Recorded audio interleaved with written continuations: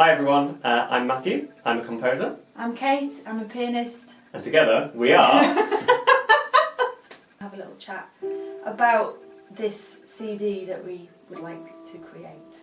We would like to share a little bit of that with you, so you have a bit more information. I posted on Instagram the first page of a score for Alan Turing, and then Kate saw it and just, I think, said something like, "Oh, that looks like fun." Then it happened. It's a huge piece. It can go up to 8 hours, and it was absolutely incredible and momentous. Kate's version lasted for 6 hours and 50 minutes, which she did in one go. It was just mind-blowing to be able to spend that long with a piece of music and put such care into every single note is just superhuman. People were talking and saying you should make an album together.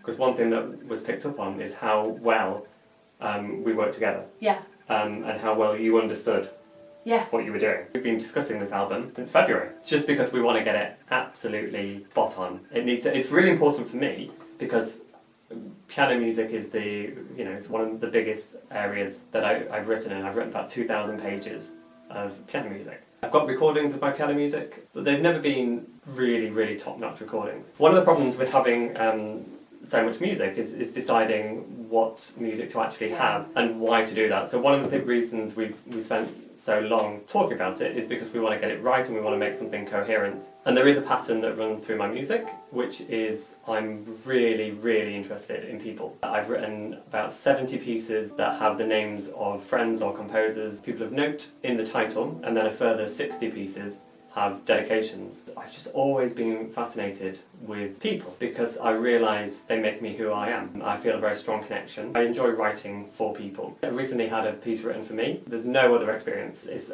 sort of overwhelming. For me, when I write something for someone, I'm writing it for someone because I don't feel I have the verbal language to be able to tell someone, I think you're awesome, you're a great musician, I think you're a good friend, I love you, whatever I'm trying to say. I can't say those things in words, but I can write music, my way of telling someone they're awesome. And so when I got this piece written for me the other day, it's just, it's so cool. It's really, really lovely. I don't think you can do better than that. Having a piece of music written for you is just the top. I mean, you must have had I'm not sure pieces. if I have. Well, yes. To be fair, yes, they have. Not always been for affectionate reasons. Yeah. It might be more like I'm quite reliable, so it's like Kate will be able to do that.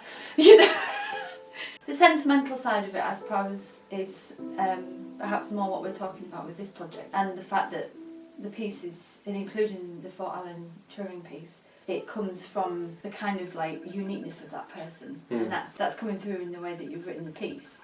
Whereas I suppose when people have written for me, it's been to deliver their ideas. Yes. Yeah. Does that make sense? Yes. Yeah. So when I write these pieces, I'm thinking about that person. It might take me a day to write a piece, or it might take me 4 years. But I'm thinking about that person a lot, and then trying to put my idea of them into music. And if they're a composer, I'm not copying their style or their pitch choices. I'm just trying to think about how I see them, and then put them into a piece of music, into our music. I like writing music. I like pushing notes around the page. And so, I mean, I would do that anyway, of course. I would write all these pieces anyway. But just to be able to link it to a person, I think it's really sweet. And you're never going to be stuck for ideas, right? Exactly. Because you're always going to know people. Exactly. Yeah. So it's endless. Yeah. I feel this connection to the past as well. Mm-hmm. Like even when I'm painting, I'm composing, pushing paint around the canvas, or pushing notes around the page. It's all the same. Even when I'm writing poetry. I mean, actually, a lot of my music, I use text to write the music. Yes. So it's sort of no different for me. The Alan Turing piece was lots of texts where I just took out the notes, the letters A, B, C, D, E, F, G, and then that became the piece. There's a really super musical hidden world in language that I want to take advantage of. What's that? That's me thinking of what's right. Like I say, I just sort of got very excited by the Alan Turing piece. Seeing it, I was like, I want to play this. After having the experience of playing it, I want to play more. And I think because you're a pianist as well, the appreciation of Mendelssohn Song Without Words or like, you know, Beethoven variations. We have a lot of fond memories of playing these pieces when we were younger, and then we also teach as well. So these pieces come out for our pupils as well. Yes. Which is very nice, isn't it? So some of the pieces that are on the album are pieces I wrote for my pupils. And the reason I write them for my pupils is when they've done something that I'm really proud of. Yeah. And so it's a way of, you know, again saying, you're awesome. Yeah. Here, have a piece of music. Anyone who brushes up against me or gives me a compliment, oh, you may have a piece of music. I see that in your writing. Those warm, cosy sort of piano teacher feelings of discovery and excitement, and, you know, discovering a composer's music for the first time. Even if it is someone like Beethoven. I mean, we all discover Beethoven for the first time at some point, and it's like, what an amazing thing to discover. I feel like I can see those tributes and those kind of marks of respect in a lot of your pieces. Trying to choose what to play was quite difficult because there's just so much. It doesn't help that since we first started talking about the album, I've written more than 100 pieces this year, 30 or 40 new piano pieces since then. So it's like, while I was thinking about it, there were more added to the list. There are lots of dedications. The ones that we focused in on are the other pieces that are for. Yes. So the name of this album will be For. That's its theme. So it's then just to take the pieces that begin with For. There's plenty. But I think it's very nice of you to bring people you know into this, even pupils. I'm finding it really rich because the fact that it's how you see these people, and then that kind of has this very unique perspective. And then so I'm asking you, what was this person like? What's the background? You know, how do you know this person? Which is then actually helping me a lot with playing the music. And so we're going to use that kind of stuff to inform how I play, also how we mix the CD. Yes, yeah. And this, I guess, is the new bit for us, in that we're working with Sam Hobbs, who has his own studio called Rebel Elements. He's kind of way more in the mainstream music, I suppose, but he works with Matthew Bourne a lot, so he knows a lot about recording pianos and getting kind of unusual sounds out of pianos. We've talked to him, and I think we're going to treat it more like an album. There's going to be a sense of these pieces kind of connecting to each other. There'll be like an order that, you know, is best appreciated when you start at the beginning and finish at the end. I guess we won't say too much about it. But to enhance the things that are already there, that are like connected with the worlds that these different people create for you. It's at once traditional, but also otherworldly. Trying to mix two different worlds together. It's unusual, but it's also very beautiful. The other thing I'm finding interesting is, you know, you don't use traditional expression markings. There are no dynamics really or anything like that, but it's all the attitude of the person we were talking about for Harriet. A little bit Sartre-esque with like these sentences, but quite extreme, I would say.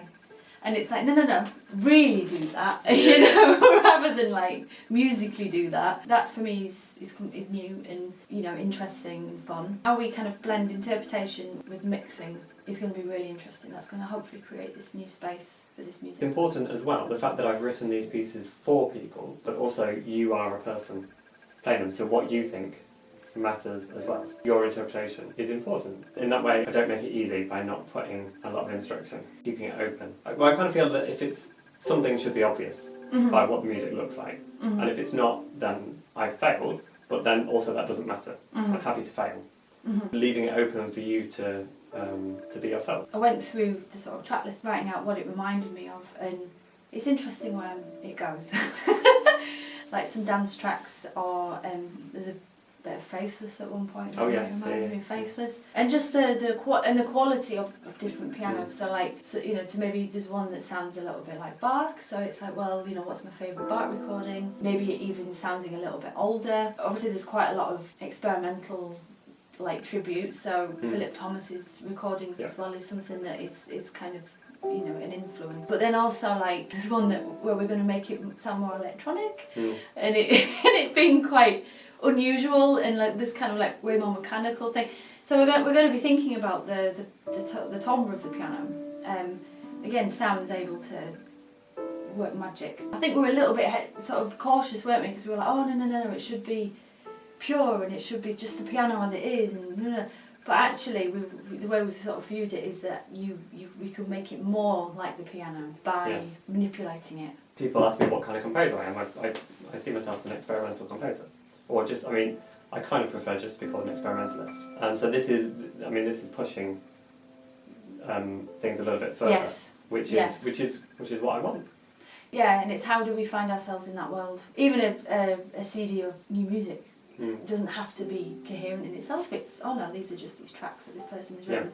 But I think, again, well, because we have so much to choose from, it's like, well, we might as well make something, you know, that is a thing, that is a story, or however you want to kind of put it. So I think, I mean, I'm finding that really fun. It's a whole extra creative dimension that we're able to add to this. Today, yeah, we've been going through and having a check with the way that I'm interpreting and discussing ideas. We have lots of extra ways of you helping us that you get something in return. So you can get the digital download, you can have a physical CD, we will write messages for you, I will doodle graphic scores on the CDs. You can also get your name in the notes. I want to write special pieces for people as well. So if you want to this level, I will write a piece of music that you will own. And it will be handwritten, you will own copyright, no copies, it will be just for you. If you want as well, then Kate will record some of those. We will also be offering concerts that we will deliver to your house via an online platform. We'll play you a cool program of pieces. And you can also get all of those things. So you can there's an option to have every single thing. So is there anything in my music that you particularly latch onto? That's difficult because you've got quite a lot of different things happening. I think if I was to try and kind of explain what it is, it's your very specific use of repetition. And I think you do it in many different ways. I mean, and I love repetition. I always have done. It's always been one of my favourite devices in composition. And I think the way you use repetition is always very specific to what the piece is doing. Those repeats for Gary Fisher, for example, are very specific. Yeah. I mean, and it's like, there's a kind of natural beauty almost to the amount that you do. And then something like the Alan Turing doesn't repeat, it recycles its own material constantly. And of course, I know you're using text, which is constantly changing and is kind of, it doesn't care what you were doing with it. There's a way that you use repetition that is obviously repetition, but is done so well that you don't see it as repetition.